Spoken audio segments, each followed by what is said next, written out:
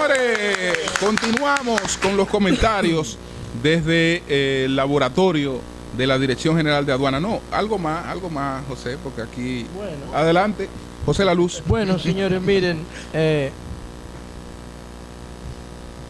realidad, para los que estamos tratando de descifrar los códigos que van a configurar, o que están configurando ya en los países donde más se invierte en investigación y desarrollo, la sociedad del siglo XXI,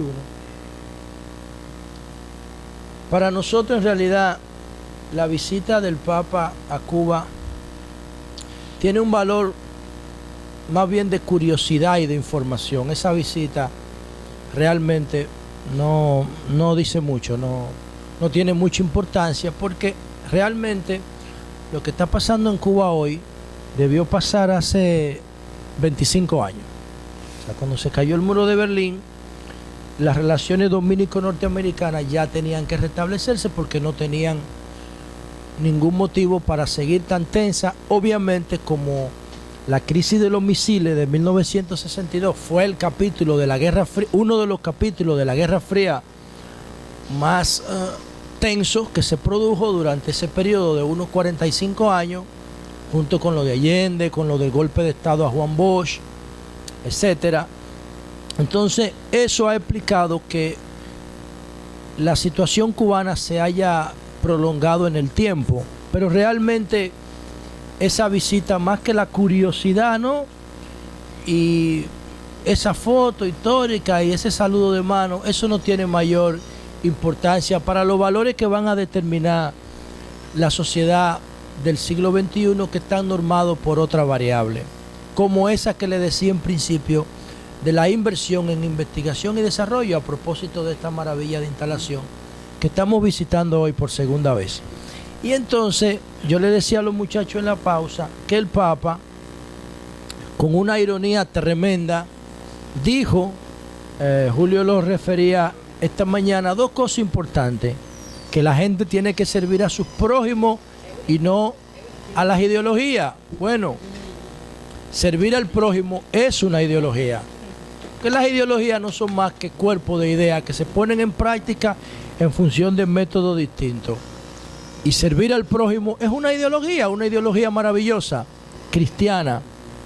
Y entonces, también el Papa dijo que los grandes líderes son los que promueven nuevo liderazgo. Y eso a mí me parece, Fernando, está aquí ya con nosotros el director general de Aduana, Fernando Fernández. Así es. Para él en un momento vamos a conversar ampliamente muchas cosas interesantes. Y entonces dice el Papa que los grandes líderes son los que promueven nuevo liderazgo, pero resulta que en la iglesia nadie puede aspirar. Digo, él es un líder, el Papa es un líder. Claro, pero está ahí hasta que se muera. Pero está ahí hasta que se muera. O sea, acuérdate que las monarquías tienen características muy específicas. En el caso del Papa no está la herencia ni la sangre, pero sí está el ad vitam y el concepto de monárquico, que es uno. O sea, el Papa nada más puede ser uno, y el Papa es de por vida. Sí, pero las monarquías, las monarquías que derivan de las sociedades primitivas tienen esas dos características, pero además se le agrega la herencia. Sí, pero perdóname, José, el obispo de Roma fomenta. ¿Tú sabes por qué se llama el obispo de Roma, verdad? Porque es el obispo de la diócesis de Roma. No. Se llama el obispo de Roma por la alianza entre la Iglesia Católica, primero con el Imperio Romano y después con Mussolini en el Tratado de Letrán. No, José. Por eso es que se llama obispo de Roma. No, José, ya eso tiene que ver con el acuerdo entre Italia y el Vaticano para que la sede sea el territorio del Vaticano. No, Víctor, yo te estoy hablando. No, pero antes de eso, oye, si la iglesia,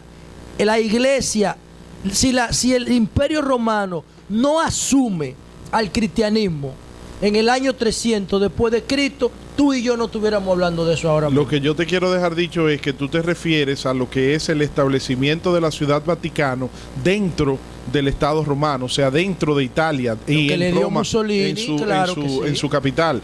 Pero a lo que yo me refiero es que se le llama al Santo Padre, al Papa, se le llama el obispo de Roma porque es el obispo de la diócesis de Roma. Pero lo que te quería decir era que aunque el Papa sea una posición de por vida, excepto los casos como el de Benedicto XVI, que renunció, el Papa emérito.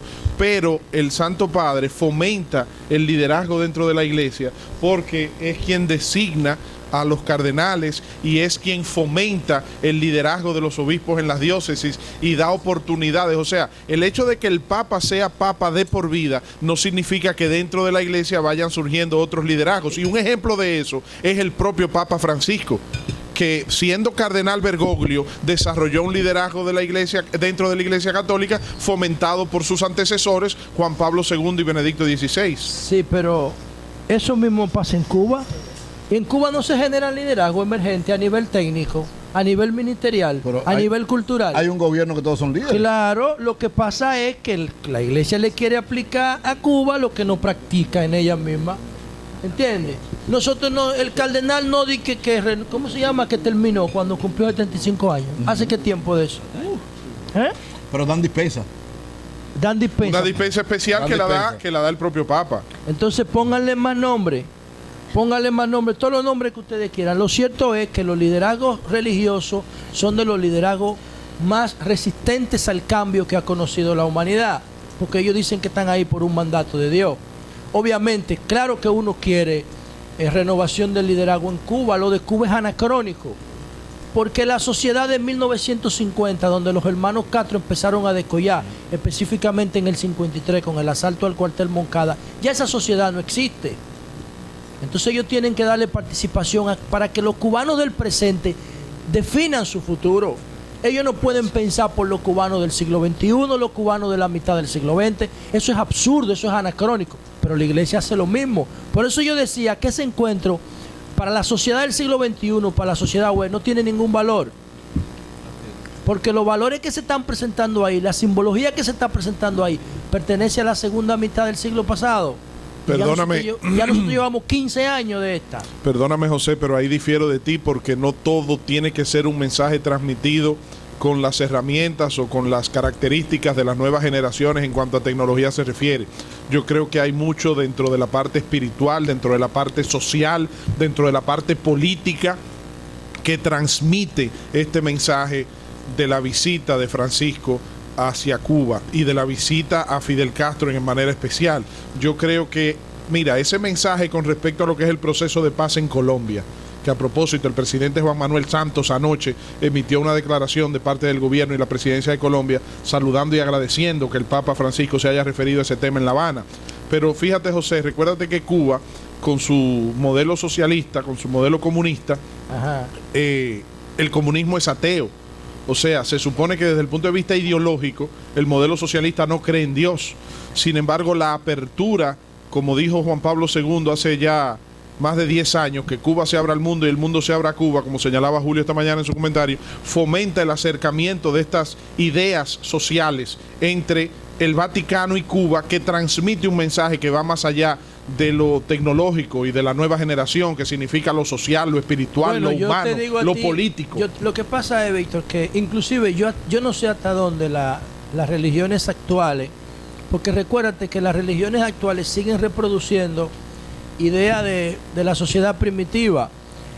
Obviamente esos conflictos psicológicos todavía a nosotros nos impactan, pero yo no sé hasta dónde las iglesias actuales, las religiones actuales van a ser eficientes para darle respuesta a los conflictos psicológicos y emocionales de los nativos digitales. A mí me gusta más la receta de la inteligencia emocional, porque la inteligencia emocional te da herramientas para tú poder abordar los conflictos. La inteligencia emocional debieran darle la tanda extendida, porque con las herramientas de la inteligencia emocional tú puedes enfrentar una situación de crisis psicológica, de estrés, un problema con un estudiante amigo en el aula, un problema con tu familia, ahí sí un problema con contigo. el entorno. Debería ser un libro de texto. Pero Daniel Goleman debería ser. La inteligencia emocional debería ser un libro de texto. Atención a Amarante Barea a propósito de esto, porque yo conocí a Goleman porque lo vi en la biblioteca de Amarante en su casa, que de hecho me lo llevé el libro y nunca se lo devolví. Ahí conocí yo a Goleman, le robé ese libro a Amarante, le robé de buena fe, ¿no? De buena gana, ¿no? Entonces, la inteligencia emocional es más eficiente y más efectiva para resolver los problemas psicológicos del siglo XXI que la religión tradicional de las civilizaciones primitivas. Y las religiones van a tener que actualizar su pensamiento, su discurso. El Papa con esa batola del siglo XVI no me va a llegar a mí ni a un nativo del siglo XXI que anda con un t-shirt. Ahora, eso reproduce valores de una sociedad que se está extinguiendo. Y por último, yo quería decir lo siguiente, señores. Miren, otro feminicidio, en este caso, el señor también se mató en Montecristi, ¿no?